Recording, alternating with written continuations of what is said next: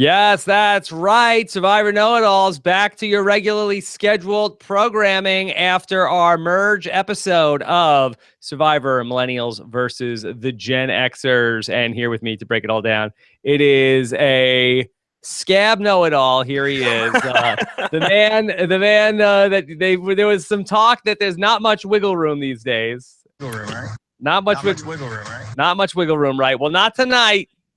Too much wiggle room. Way too much wiggle room tonight. Far too much wiggle room. Josh Wigler is here. How are you? Oh my God, I'm doing fantastically, Rob. Of course, how could I not be? With the double wiggle room shout out on Survivor tonight. That was pretty cool. That's pretty nice. I like that. There really is very little wiggle room. Not enough. Doesn't sound flattering, but you know, like any press is good press. I guess is sort of that's the moment right now. That's what the word is. And so Stephen Fishback is not with us tonight or next week, that he is off on a scheduled 2-week trip. A lot of people were asking me today on Twitter if this was impromptu. No, this wasn't a scheduled trip. Stephen Fishback is on the road vacationing. In the he had the spoilers. Hemisphere. He had the spoilers. He knew to leave the country already, so he had that on lockdown. So Stephen is going to be back with us 2 weeks from tonight. Next week we will be having another special guest, know-it-all. Sophie Clark will join us for next week's know-it-all. So very excited about that, and a lot to get through. As Josh, the mother of dragons. Oh, Khaleesi. Oh my gosh, Slade, Dragon Slade. Unbelievable. I don't think that a lot of people saw that coming tonight. I did not see that coming. I was really thinking like, okay, Adam is going to play his idol. Taylor is going to get idled out of the game. And then Adam didn't play his idol. I was like, oh no. Yeah. Oh no, this is bad. This is bad. Yeah, difficult night for Adam. Klein ultimately ekes it out, but I think it was looking like, oh God, is this Adam's boot episode? Is it like, you know, just like however many episodes of really good Adam content, and it's just all going to come screaming out at the end. It's just going to come to a real terrible halt. He makes it out. Michelle does not. It was definitely a blindside, I think, for viewers who didn't really see that this was a Michelle Boot episode. I think that's good. I think that's fun when it keeps you on your toes like that. That's great. It really did. I mean, I thought it was a Taylor Boot episode until the point where Adam didn't play his idol. And then, again, very worried. But, again, rough night all around for Tails. Yeah, difficult night for Tails. Tails' vengeance scheme. What is wrong with this guy? I don't know. He has a lot to laugh about, I guess, that guy. Yeah. But did you like the return of Trail Mix Scandal? Trail Mix Scandal Part 2? Yes.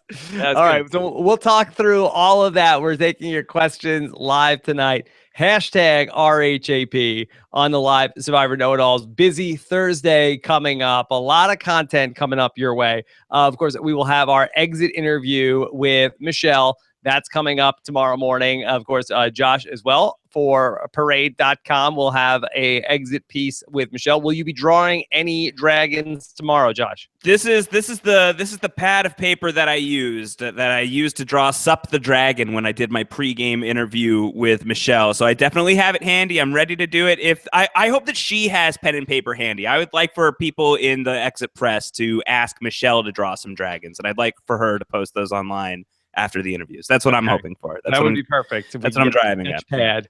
As we go along. Also, busy Thursday as well, when I will have a recap podcast with the great Kelly Wentworth joining us on the show. So very excited to have her talk about this very interesting merge. You could send in some questions for Kelly, survivor@robsthewebsite.com. And then on the voicemail podcast, we will have 2015 Jeopardy Tournament of Champions winner Alex Jacob to talk some Survivor voicemails. Wow. I hope he knows a lot of Survivor trivia. That would be a smart show we're going to have. That's going to be really intelligent. You need some intelligent content this week because I'm about to bring it all down. Bring it all down. Yes. And then finally, one other note, Josh, that with Stephen Fishback on the road, they needed a scab host to write the People blog.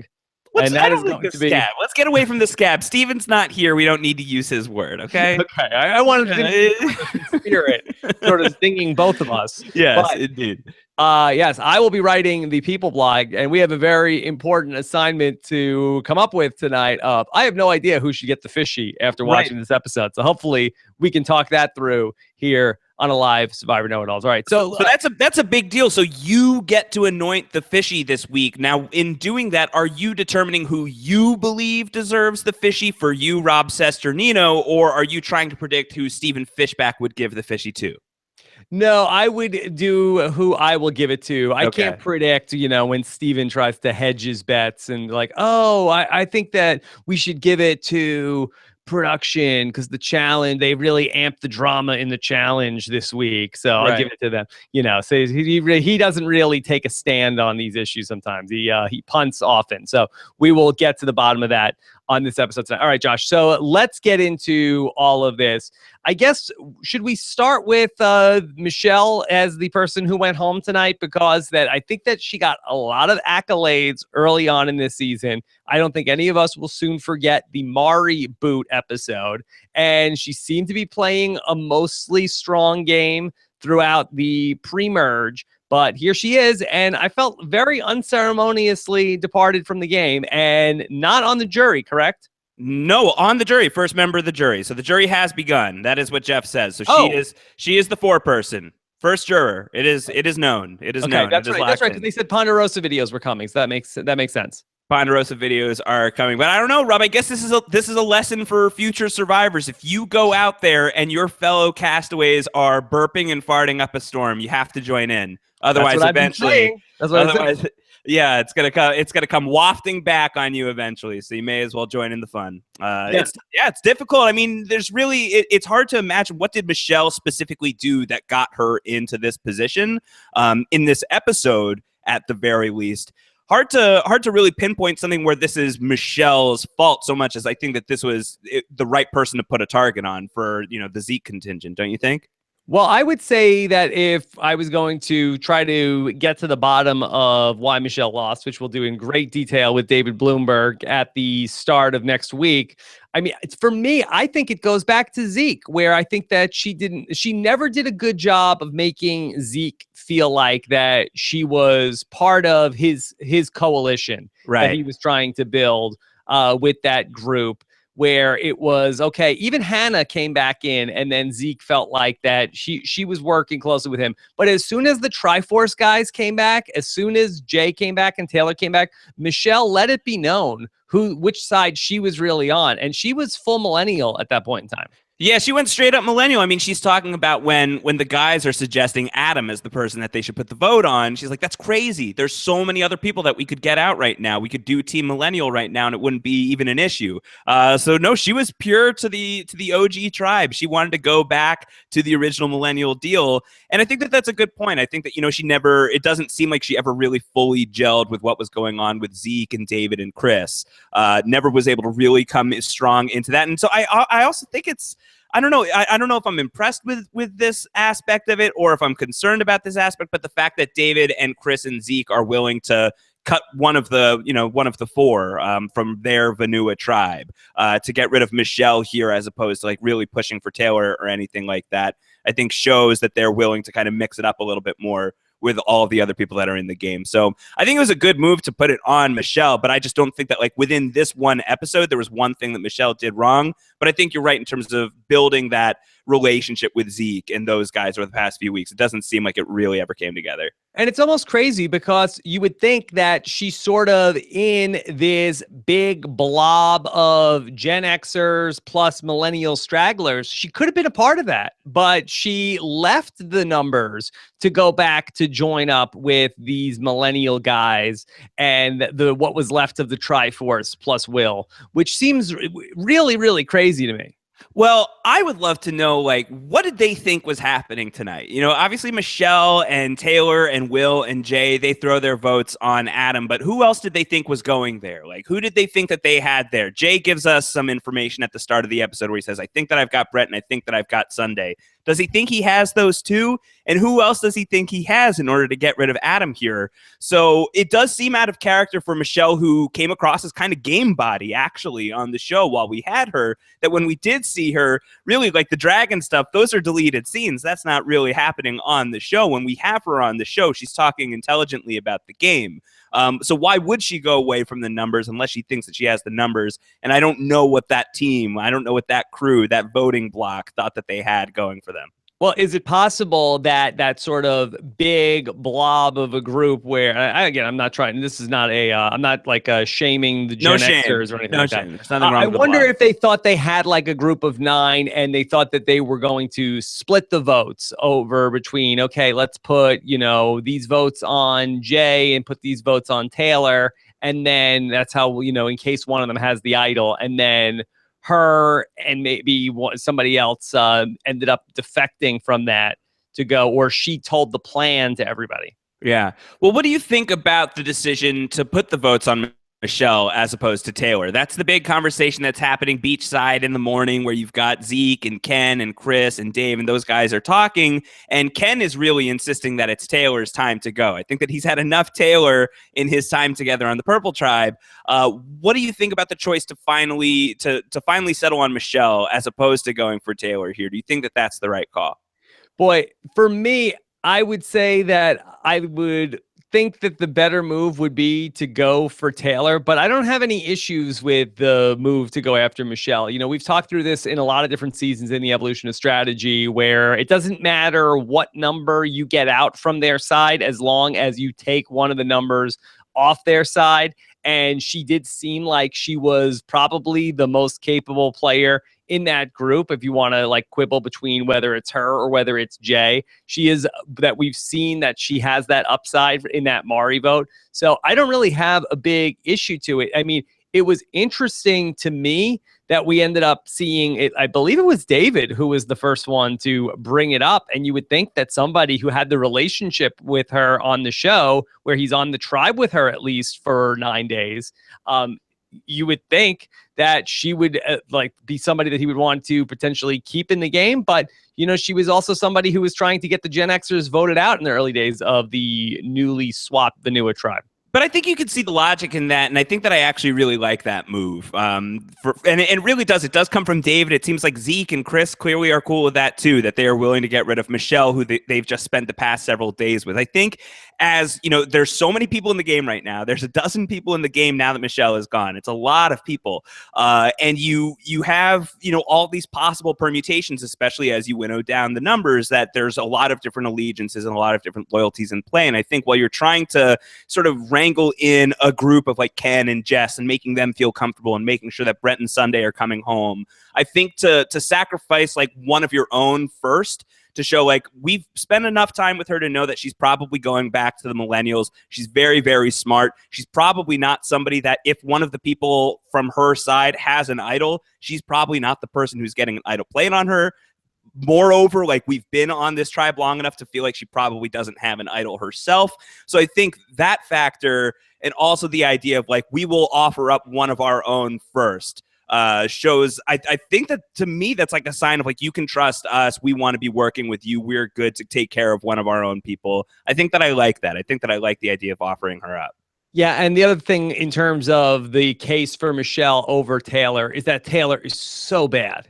Yeah, that's true. Yes. So he's such a bad player that you're not concerned that he's going to be able to turn things around. So you don't want to give Taylor any credit for being able to pull the wool over on Adam Klein a little bit tonight. You don't want to give him, or is that an indictment of Adam? Well, I think it's probably more of an indictment of Adam here to talk about tonight, because that I like what he's thinking. I like the germ of the idea. Yes. But I think that as we really start to do the analysis on this, I think it was a hasty move, where I like the opportunism to go after him and say, hey, I'm not even hungry. I don't even want to eat any of your snacks. Yeah. And so did this super duper fan not see Survivor Nicaragua, though? I mean, he's just like setting himself up for a classic Alina situation. He's going to be the Alina to Taylor's Nayanka. That's a bad look. Not good. Not a great look. Bad look.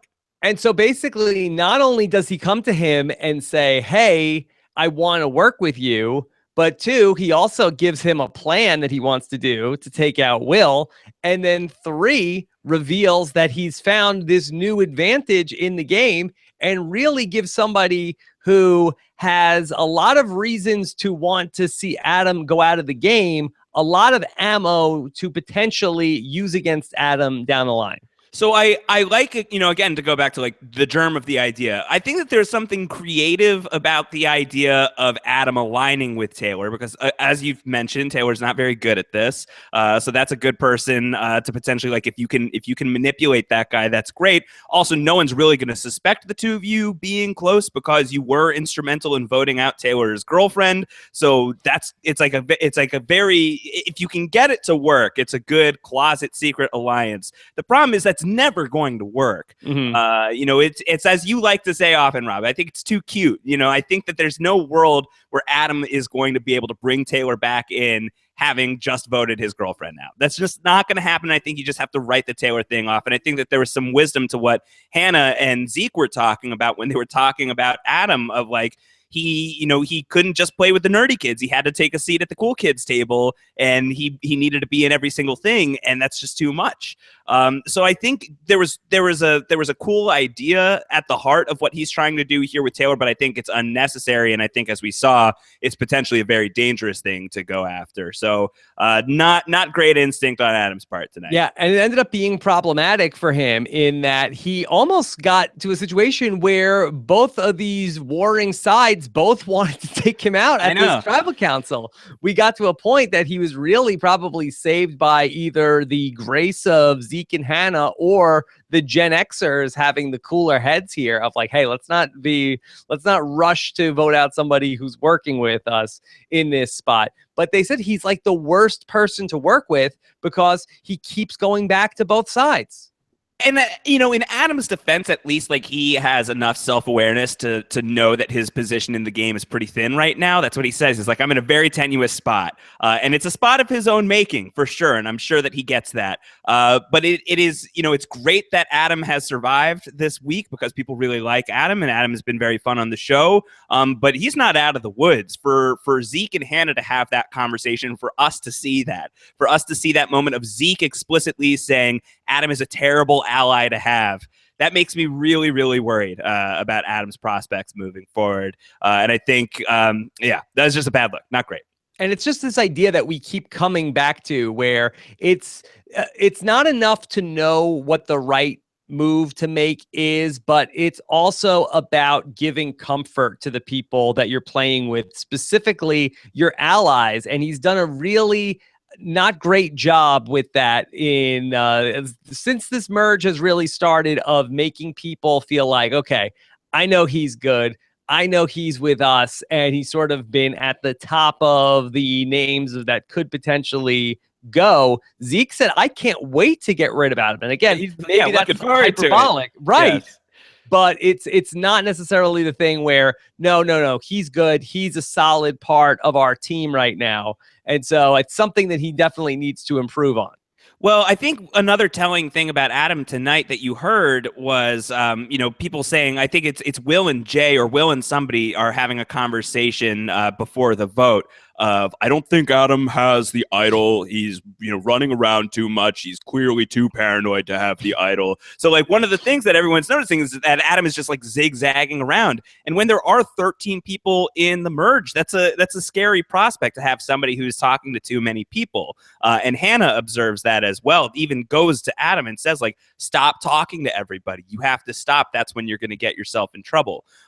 So I think that there's a certain point where you have to cut some losses, at least for right now. Like, you have to close the door on some people as potential partners now that you're at this stage of the game. And you just got to have the wherewithal to know that, like, you're never going to be in good with Taylor. It's just not going to happen. That guy cannot wait to give you a wedgie. Stay away from Taylor at all costs. All right, just going back to Taylor for a moment, what do you think about their idea to go after Adam at this vote? Do you feel like that was short-sighted instead of trying to target one of the Gen Xers? Well, I mean, I don't know. I mean, it goes back to last week. It goes back to the decision to get rid of Michaela instead of going after Brett or Sunday there, where you can really start making some damage against the Gen Xers again, or you can start cannibalizing. And I feel like there is some element of momentum in terms of the millennials going after each other, that they've just all been around in this game for so long at this point that they're just, whatever grudges have been nursed over the course of the past 20 odd days,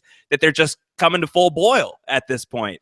And I think that there's, that's the danger of something like this. And I think that it'd be great if they could rally the troops together to get a Gen Xer out, but that's not going to be in Zeke's best interest. It's not going to be in Adam's best interest. And if it's not in Zeke and Adam's best interest, and if they can pull Hannah back in, she's not going to play that way. So I wonder if just the way that some of these votes have been going recently, first Figgy going, and then Michaela going, that there's just a little bit of momentum for this like inward battle for the Millennials that kind of can't be reversed. What about the plan that Adam had? We should go after Will at this vote. Well, I don't like him telling Taylor that. Okay, what about just like in a vacuum? Do you think that's the right strategy? But no, I like that. I really do like that in a vacuum for the same reason I like the call to ultimately go after Michelle, because I like this concept of like go after the person who probably doesn't have the idol. And I mean, we don't know enough about Will to know whether or not like he was looking or were people comfortable with him. Like, did people think that he had it? We certainly know that Jay has the idol. But I feel like Will is not a bad bet. Like if you're trying to target someone on that side who has an idol or who is somebody that is going to get an idol played on them, I feel like Will in that vote, like it's sort of like the Jeffra thing and like the big Jeffra and Sarah vote back in Cagayan, like that feels like the safe person to put that vote on. I feel like Will is a good person in that arena. And it does undercut Jay a little bit if you're observing that Will is Jay's number 2. So that's good. So I liked all the reasons that they were going after Will. I did not like that apparently the plan was so widespread that it got back to Will within 5 seconds. Yeah, and there was a point after the immunity challenge where Adam was talking to Taylor about it, and he's like, yeah, he knew about that. And Taylor was just like, well, information leaks, okay? yeah, you told everybody. Yeah, you told everyone. Everybody knows. Everybody knew about that. Yeah. Josh, we had a hashtag Survivor First in the episode tonight. Oh, do tell. We have a new advantage in the game. Adam stumbled upon an advantage which allows him to steal a reward. Mr. Steal Your Reward. And he is able to take any person's reward that they win in the post-merge game. First off, what do you think of this new twist? It's fine. It's fine. It's fine. Like, I mean, I don't know. Like, if I'm out there and I find the reward stealer or whatever we want to call it, I don't think that I am very inclined. Like, I don't know why you'd be inclined. If you're Adam inclined, I feel like it would be a tricky thing to figure out, like how to use. Like, what's the benefit of it? Like, you got to wait until like there's some sort of second vote thing that's clearly popped up at an auction or whatever, and like that's the reward you want to steal. But to like even how he presents it to Taylor, the fact that he told Taylor at all is obviously not very good. But the way that he presents it to Taylor, I feel like it's just he talks about how like I was going around looking for an idol. So like to say that like you found the reward stealer means that you're going around looking for stuff and all you have to show for it is this reward stealer. Like I just feel like all of that is bad news. What do you think? Is this a good twist? Are you a fan of this one? I'm not sure when it's going to come up. I feel like that... Like, if it's just used to steal a hamburger, like, that's going to be a... It seems like it's going to be something that's really going to piss somebody off. I mean, and who knows? The survivors are very hungry out there, and it's hard to really put yourself in that headspace when you're watching the show. So maybe it comes up. I mean, and going back to Survivor Caramoan, we know that there is great drama that can come from people getting rewards and people not getting rewards. So maybe hypothetically, the family visit comes up and that's something that a survivor would say, oh, I need to get in on that. I need to see my family, or anything that's like one of these really special rewards. But why would you ever do that? Like, why would you? Look, I'm not saying it would be a good move. Yeah. But I wonder if there is a survivor, and Adam is probably not the impulsive person to do that. But I think we would see survivors in the past that wouldn't do that, that would pull the trigger on that. So I think potentially then, like, I think, again, the conversation between like good gameplay and good TV, and the two don't have to be completely Like Rodney. separate. Would Rodney have used that? I think he would have. Right. Like if he loses, Sorry, bro, I gotta steal your rewards. yeah, he loses the reward on his damn birthday, and then he gets to, steal it away from Caroline. Like he's able to finally go on that birthday reward. So that's great television. You better not steal my reward, baby. Yeah, baby. So I think it's a good TV moment in the making. Potentially, I think you outlined like some really good examples of like to steal away a loved one visit would be epic. I mean, but it would be catastrophic for your game potentially. It would not be a good move. So I don't know what the incentive is to use this thing aside from like if that pops up, like the double buoys pop up in Cambodia and Spencer and Fishback are in the water and they're swimming and one of them gets it, and then Adam Klein is still on his perch competing in an immunity challenge and says, "Hey, that's mine." Like maybe there's something there, even though we still haven't figured out exactly how to use one of those advantages without being heavily targeted. I'm scratching my head trying to figure out like how would I use that. Maybe the best move if you find the reward stealer is like to pull a Culpepper and just like burn it immediately. Like I just don't know that there's any real good strong gameplay use for it other than, I mean, I guess maybe you could barter it to somebody, you could give it to somebody and then let Taylor have the reward stealer. That could be fun. Yeah, sort of like a Jeremy in San Juan del Sur, where use the reward to steal it for somebody and give it to another person. Right, exactly. Or you could do that, or you could even just give the advantage to somebody on the sly, like before the challenge, like just like make some sort of deal, like, hey, yeah, on the Vin sly, like you can have this. Although I think your version's probably better. But maybe that's it. Like you could barter by like giving the reward to somebody else.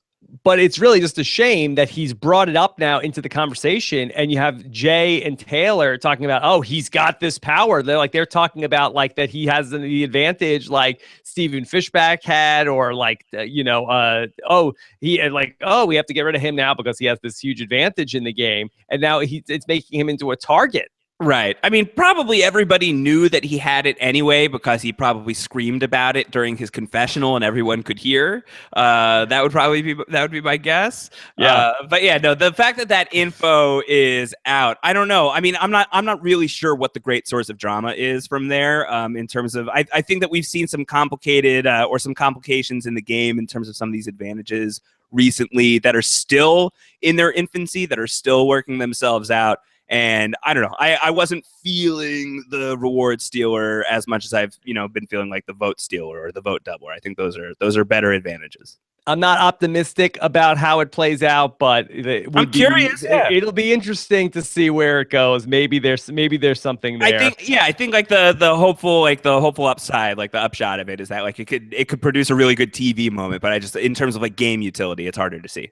One other thing I want to talk about before we start to get into your questions, hashtag RHAP, is this food stealing that went on. So apparently there was a lot of food that came along with the merge. Yes. And Taylor was just like, I'm really good with mason jars, so I'm going to steal all the food. What did first off, what does he mean he's good at mason jars? Like he's good at like opening them and taking things out and putting things in different ones? Like is there an actual skill? My impression was like it was like a potpourri thing. Like he's really good at like filling up a mason jar like perfectly, elegantly, artfully, and like just like the perfect ratio of banana chips to macadamia nuts and everything like that. I feel like he was really good at like the edible arrangement. I think that's what he was striving at. Is that what he was going for? And then so he made like a carry-out bag, like a doggy bag, and went into the jungle with that. Pretty unbelievable. Pretty great. This is what Survivor looks like if Drew Christie makes it past the merge. This is just unbelievable behavior that's happening here. I want to give a shout out to the chat room. This is from Entasis X23 for the hashtag Sicky Sicky Jar Jar.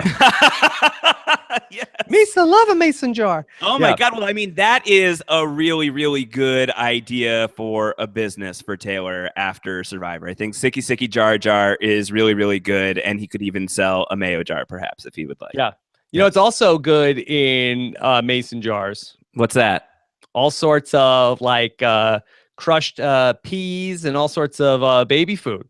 Is that right? Is that something that you know from the Yeah. experience of having 2 children? Yes. Yeah. Baby food also good in a mason jar. All right. Josh, I thought that his banana chip etiquette was really lacking in this episode. I thought that was really disappointing that he very was bad banana chip etiquette. to go. What are we, season 32 at this point, and people are still like running off and stealing food from their own tribe, and just like the gall of this guy just openly owning it at tribal council. Yeah, well, in fairness, Josh, it was a medical emergency.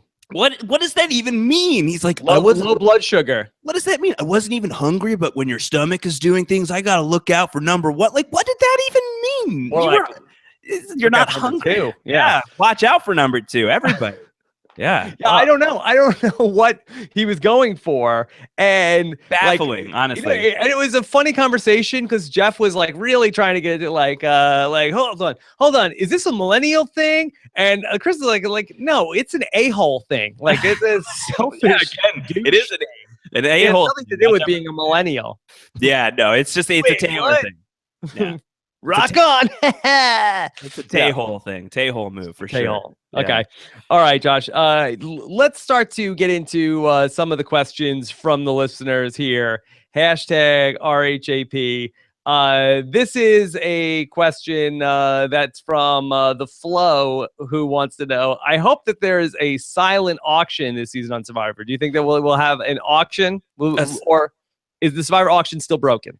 I don't know if the Survivor auction is still broken. I mean, there's been no attempt to go back and fix it since there was the realization that maybe this thing is a little bit broken. But I think that the way that this reward stealer works, you would figure that an auction would come into play at some point, or at least that would be a great moment for it, right? I think that would be a great moment to bust out the reward stealer. I think that the auction is already so turbulent. And that's something that we've certainly seen built into the auction before, of like, you could steal this person's money, all of it right now, and then send them to Exile Island. So like there's been that moment before. I love the auction. I don't even care if the auction is broken. I would love to see it. And I think that the fact that this reward stealer is in the mix, that'd be great. It'd be great to have that back. Okay. This is from Lori, who wants to know, how was Taylor not burned more about eating all the food he did? I feel like any other season, this would have been World War III. Worlds Apart War 3. Yeah, no, I think is it possible that like at a certain point these people are just like, Taylor's gonna Taylor, and we will deal with that when we are finally able to deal with that, and just like let it ride until then. Like do Ken and Jess, like, do they just like come to this merge tribe and be like, yeah, Taylor's a monster person, and we kind of just have to let that go for now, and then eventually we will be able to slay the monster and everyone will be happy? Well, you got the sense that it really rubbed a couple people the wrong way, Brett in particular, but I thought Ken seemed like he was really annoyed about whatever happened to just predictability. Yeah. Whatever happened to everybody got their own portion. Yeah, I think that Ken we know how Ken feels about respect and manners, and he has been around Taylor for as long as he's been around. These millennials, they want like their snacks sent to them in a box every month. In a mason jar. In a mason jar. Yeah, I've never had a mason jar sent to me with a drone. Yeah, I think that I think at a certain point, it's just like, all right, we've got his number. We know what he's like. We know what he's about. So we're just, we'll deal with that at a later point. You brought up Brett. This felt like a good episode for Brett, right? I thought that Brett was a bounce back episode for him. I thought he was really good. Brett. Yeah, ring LaBelle. That was good. Good for Brett. I mean, very visibility spike for Brett LaBelle. That's good. Yeah. I'm happy. I'm happy for him. I like Brett a lot. I feel like I was really pumped up about Brett after the first episode, and then he sort of went away for like 5 episodes, but then he's been back the last couple of weeks. He's been back. I was happy about that. I think that, he was, he seemed like he had a good head on his shoulders here. Very happy to see Chris, and happy to see the Law and Order Alliance back together. I thought that was good. Here is a question from Gregory McBean. Can we talk about this advantage? Isn't the best move to not ever use the advantage? So what do you think about that ultimately? Like, do you just never play the thing if you get this reward stealer? Yeah, it's funny. It could be like a Curb Your Enthusiasm episode after every single reward challenge where the person comes back to camp and Adam has the conversation with, I just want to let you know, I could have taken your reward. I didn't. I just so you know, I just want you to know that I could have. I didn't. You know what I'm really looking forward to is the day that Adam does use his reward stealer, steals the reward, and afterwards has a sit down conversation with the person. I screwed you. I took your reward. I ate all of the food that you were gonna have. Oh my God, he'd be great at like the Jimmy Kimmel Halloween. I videos. did. I ate it all. I ate all of your candy, Taylor. I think that's a moment that I'm looking forward to. That's the kind of thing. Like that's the upshot of the reward stealers. It's going to be a great sit down between Adam and somebody at some point. Yeah. Original Tryhard wants to know that it seems everyone suspects that Jay has an idol. Why else would they vote out Michelle first post-merge? They obviously couldn't split the vote. So do you think that people feel like Jay has the idol? I feel like I heard that from somebody in the episode that they thought Jay had the idol. If so, I'm not remembering it immediately. But I feel like, I don't know. I mean, it depends. Certainly, Hannah doesn't know about it as far as... Did Michaela tell Hannah? Yeah, could Michaela have told Hannah? That's not impossible that Hannah has that information. Certainly, we don't know that as far as the show goes. But what do you think? I mean, if Fishback were here, you guys would be talking about like should they have split the vote? Like, obviously, things worked out for the huge alliance, but is this a split the vote type of moment for you? I don't think it is because I don't think they had enough votes. I mean, how many votes came in for Adam? Was it 4 or 5? 4, I think. 4? Yeah. I mean, I guess what is it? You could have gone 5-4-4, but I mean, it's just one of these scenarios where you don't know where everybody is at this point. It's like there was a couple people on the fringe that you didn't really know exactly where they were voting. I mean, were you 100% locked in that Hannah was going to vote with the bigger alliance? I mean, There was a possibility of what was Adam going to do. So I think that they probably were conservative here, and I feel like that. More often than not, when Steven and I have this debate, I'm more on the side of just pick a person, just put all your votes on it. Sometimes you get in more trouble by splitting the vote and just, putting all your votes on a person that you are very confident doesn't have the idol. And look, sometimes you get burned, like my recap guest that I'm going to talk to tomorrow, Kelly Wentworth. But other times, better safe than sorry. Well, I think that maybe is that a thing that's happening now with like these giant merges that we saw. We see the giant merge in Cambodia. We're seeing a giant merge here. Even like the Worlds Apart merge. It's a lot of people at that merge, and I think maybe there's something to the idea of like this is a test. This is a moment for us to see if like we're all in the same spot together right now. Dump your votes on one person. This is a moment of trust building, and you just got to do your damnedest to make sure that you're banking those votes on the person who's not going to have an idol in their pocket. I have no problems with that either, personally. From Christian Esparza, is Adam playing too hard? His only real mistake, I feel, was telling Taylor about wanting to vote out Will. I know that are we being too hard on Adam, Rob, talking about Adam so much, but do you think that Adam is playing too hard tonight? I mean, I thought we heard Adam say in the episode, I think I'm playing too hard, too fast. And I think that he realized that he was pushing it. And the hope for Adam is that he's able to make an adjustment and realize, boy, I've come into this merge playing at 100 miles an hour. I need to slow things down. I have an idol in my pocket. Yeah. I have this other advantage that who knows if I'm going to use it down the road.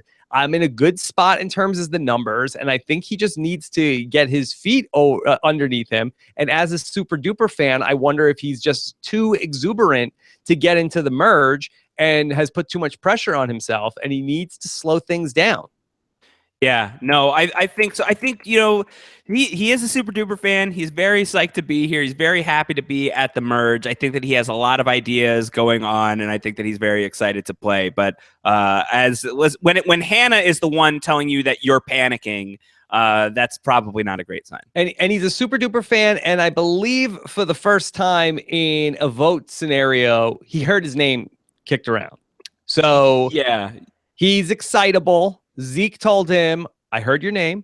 And he's like, okay, well, I got to fix this. I got to fix this. And then he scrambled and he went scrambling way too far. So there was the two major things that he did wrong in this episode. When he goes and he makes the play to Taylor to try to patch things up. And then when he goes back to Taylor again sort of loses trust with his allies at that point. I think that's right. I think for Adam too, that he is just coming off of being on Takali in the the David Lynchpin position. He is the person at the hub of things like Cassandra, and he is the guy who gets to anoint which side in his tribe is going to proceed. Like, is he going to vote out Biggie or is he going to vote out Ken?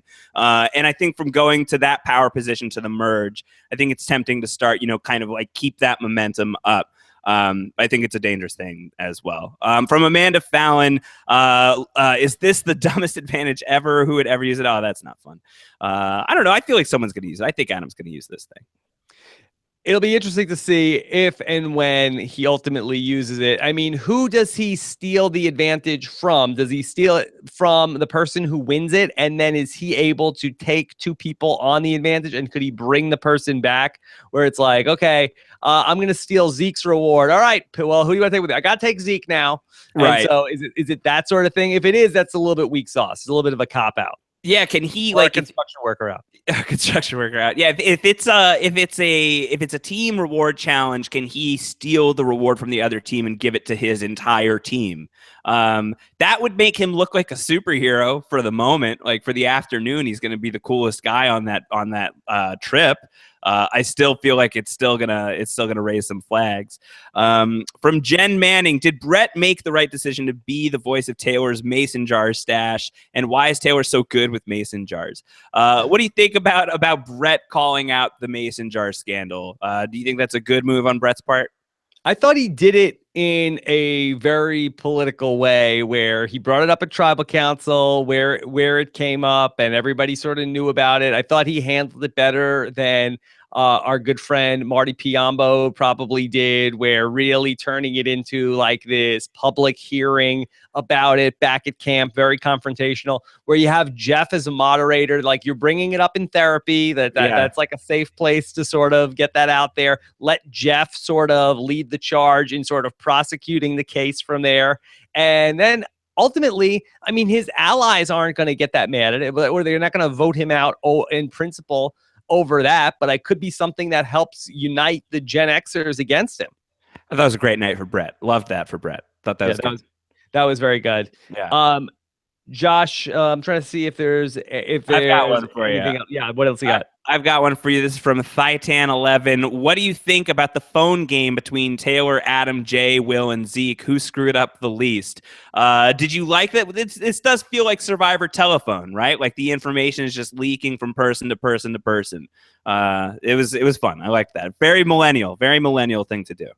No, millennials don't talk on the telephone, Josh. It's a game of text. Game of text. Game of text. That's right. All right, Josh. I thought there was one other thing I wanted to ask you, and it's escaping me. Hopefully it comes back before we wrap this up. That Jason Curtis wants to know, what will Michelle's impact be as mayor of Ponderosa? Okay. Ooh, yeah. Yes. Josh, I want to ask you, Ponderosa or Wanderosa? Wanderosa.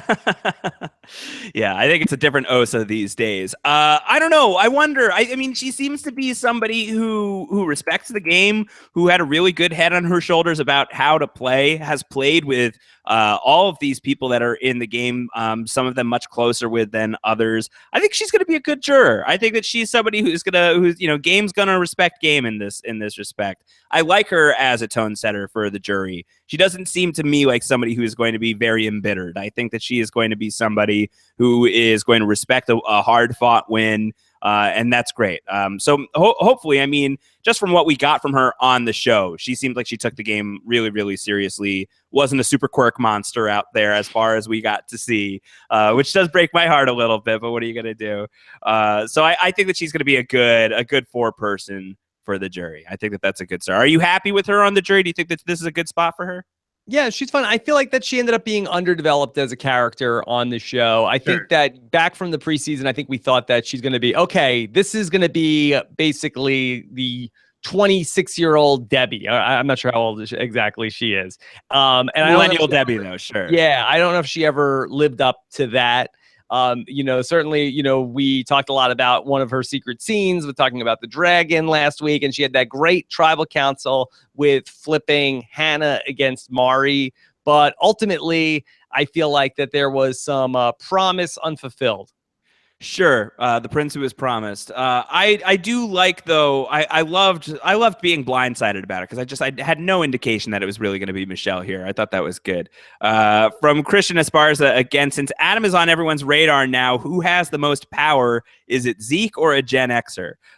What do you think? Who in the game right now are you looking at as the most powerful player in the game? Certainly, Jay fancies himself a secret kingpin. Right now doesn't look like he is the person who is in charge of what's going on. Who do you think is in the power seat right now? To me, I feel like it's Zeke. I think that he is the person who has the most relationships in the game, and he's the person that seems like that he is respected from the Gen X side and has relationships with a lot of different people on the millennial side. So I feel like if I had to give it to one person, I think that he's probably the best person sitting in the middle, and I'm not hearing his name coming up. What's the difference between him and Adam right now? Like, what's the difference in approach that's going on here? Where I think they both entered this merge in a similar place, where they were both, kind of in central roles within their swap tribes, and people who had a lot of potential to make a lot of different cross alliances work. And here we're really seeing it kind of blow back on Adam, and Zeke is looking pretty chill. He's looking pretty cool. So what do you think it is? Is it just a difference in approach, like a difference in terms of how you're trying to sell information? Is there just something about Adam that like inherently sketched some of these people out? To me, if I had to guess, I would say that it is the social game of Zeke. I think that Zeke has made bonds with the other player where I feel like Adam is trying to make alliances with the other players, that he is talking about, hey, Taylor, I know you don't like me, but we should vote together on this. And we should potentially, Ken and Jessica, I know you guys don't know me very well, but we should vote together on this. And Zeke, I think, is taking it slower and trying to form bonds with more people. And I think that that's why he's having more success at this moment, because people aren't looking at him as somebody who is a little bit sketchy. Interesting. From Jen Manning, was it smart for Gen X Jessica to push herself so hard in the challenge? Do you think she felt like she needed it? What did you think about Gen X Jess kicking some butt in the challenge here tonight? Yeah, I don't know if she needed it. I think that was probably a situation where she wasn't going home, but it's the first individual immunity challenge. I think that she probably wants to push herself. I think she's, you get excited when you're out there. She wants her kids to see her compete and do well in the challenge, especially when it gets down to there's only 2 people left, there's only 3 people left. I think it's hard to sort of take your foot off the pedal when you're that close to getting the necklace and knowing that you're going to be safe. We've seen her that she can get a little paranoid at times. Right. So I think that the necklace was tantalizing to be right there. I don't think it ultimately comes down to hurt her.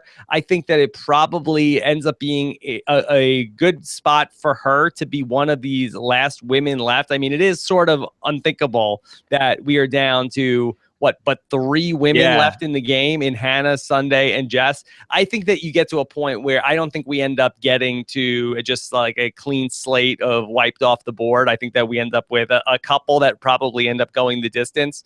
So I don't think it's going to ultimately be where we have to go after her. She's a physical threat, but probably in a perfect world, she backs off a little bit. Yeah, but it was good to see. She's Gen X Jess. She's got some moves there, so good for her. It was competitive. Did you like? Were you impressed with Will? With Will sticking it out here and being the victor here of immunity #1? I was impressed with Will. Kudos to him. It's a nice moment for him to be 18 years old and out there winning immunity on Survivor. I was a little nervous for him when his name came up, and I thought that that's going to be sort of like unceremoniously for him to go out of the game without really making a mark yet at this point. So I still have some hopes that he's able to do something after the merge. But I think what it's going to take is for him to be in the game without the likes of Taylor and Jay. I think if those guys who looks like big targets, who look like they could be out of the game in the next couple of weeks, if Will can stick around past when those guys are there, I think that he can play his own game a little bit. Do you think that some sort of clash between Will and Adam was inevitable, considering their remarkably distinct voices? Was this just like, were they drawn to like some sort of Mortal Kombat collision, these two, because they both had either the booming or loudest voices on the island? This is a good season for voices. I think Great there's a lot of voices, distinct voices on the island, ancient voices and distinct voices on the Yeah. island altogether. So I think that it's going to, no, I don't think that necessarily that they are drawn to each other like magnets. A lot of meat on the bone for the TO's 33 chapter. A lot of impression fodder. It's gonna be good. One of the highlights. It'll be one Looking of the forward highlights. to that in 2020. Josh, so much fun to go through this episode. Looking forward to continuing to talk about it through tomorrow. Yeah, no, you got a good lineup here. Looking forward to Underdog Wentworth breaking it down. That's going to be fun. Are you happy with the merge? Solid merge? I feel like solid merge episode. Yeah, basically for me, that the merge is the beginning of a 6 or 7 week Survivor feast, and I want to just sort of set the table where we can go in a lot of different directions. And I can't really predict how this is going to go. It looks like Taylor and Jay might be the next 2 people to go out after that, but it'll be interesting to see exactly where things might fracture from there, because you do have that sort of bigger Gen X plus Adam and Zeke and Hannah, how that ultimately cracks and in what direction people ultimately go from there. I think there's a little bit of concern of like some sort of millennial pagonging right now, or of like the Triforce at least. Like you could see Taylor finally going next week. You could see Jay going the week after. I think that that's fairly easy to see. There's another, I mean, aside from the fact that the social dynamics are kind of complicated thanks to the swap, I think that there's also this, not insignificant fact that there are 3 idols on that island right now. David's got one, Jay has one, Adam has one. So I'm looking forward to however those come into play here. And obviously those can be spoilers, but I think it's an interesting setup right now. Josh, let me get your input. Do you have a pick for the fishy this week? A pick for the fishy this week. I mean, I think that you would probably go with like the Zeke, David, Chris area, like those 3 that are putting Michelle up. I really like that between the 3 of them, right? That would be a fishback half measure. That's a fishback half measure. So you have to go full measure, and you have to decide which of those 3 you want. I'm leaning towards Zeke. I feel like that full fishy to Zeke is where my head is at right now. I think that he managed a really, kind of difficult social situation. I think also as a mirror against Adam, given that they both came into the merge with similar positions, and it played out in this episode really differently, where one was really struggling and one was flourishing. I think that's a good call. I'm happy with the call for fishy for Zeke. I think that's okay. I also like that he resists the potential urge, the frustration he was feeling for Adam, and resisted the urge to pull the trigger on voting out Adam because he couldn't trust him. I think that would have been a hasty move to make as well. A Krista hasty move. Yeah, he can trust him for now. He can trust him for now, and I think that that's good. And I think that like knowing that he's somebody that I can't trust long term, and knowing that he's a bad ally to have, but he's probably an important ally to have right now, I think is a good distinction. Yeah, good night for Zeke for sure. Good night for Zeke. Josh, where do you want to go with the hashtag? You like Sicky Sicky Jar Jar? Yeah, I don't think that you're ever going to get better than that unless you had a Binks at the end of it, and I don't think we want to go there. No. And more than Wanderosa? Yeah, Wanderosa is good as well. Okay, we'll save Wanderosa for something else down the road. Yeah. All right, so fun stuff. All right, so be on the lookout for Josh's exit interview for Parade. That's going to drop first tomorrow morning. How early you get those up? What, like... They're usually up by 11 Eastern in the morning. So look out for by 11 in the morning. That's when that's going to be up. Okay. Follow the great @RoundHoward on Twitter to make sure you don't miss those, or you can check them out. Josh always gets them posted on Reddit pretty quickly if you want to find them there. And then, of course, busy Thursday for us that we've got the exit interview. Then Underdog Wentworth, she'll be here to talk about everything. Send your questions in survivor@robhasawebsite.com for the long form questions for Kelly. And then, of course, voicemail questions with Jeopardy champion Alex Jacob. Get your voicemails in robhasawebsite.com/voicemail or 323-282-RHAP. And be sure to be on the lookout for the people.com Stephen Fishback blog. As written by Rob Oh my God. I'm really looking forward to that. I can't wait for your People debut. This is going to be great. As somebody who has stolen Stephen Fishback's job in the past, it's a really good feeling. So I hope that you enjoy it. I hope that you really marinate in this opportunity. Yeah. Marinate in it. Yeah. I think that's gonna be a really, really good moment for you. Stealing his reward tonight. Yes, you are. Absolutely. Yes. All right. Well, fun stuff, Josh. Really enjoyed doing the show with you as usual. The only downside is that we're gonna skip Wiggle Room here That's it. for the week. Not much wiggle room this week. Only in the know-it-alls. Yes. Really, I guess Jeff is on to something when he says that There really is very little wiggle room. Yeah, this week. Yeah. So Not this week. But looking forward to getting into it. I thought that the Wiggle Room we did this past week was probably the best one we've done. I was lit. I was turned up. I was fired up. I was incensed. I was angry. I was mad, and I had to defend my honor, and I did what I had to do. Yeah, and for those of you who are the fans of the BBOTT, Jordan Parhar is going to get you some live BBOTT coverage on what should be a very wild night in the BBOTT house. So thanks so much to everybody who joined us live. Looking forward to reading your comments on RHAP.website.com. Take care, everybody. Have a good one. Bye. Peace.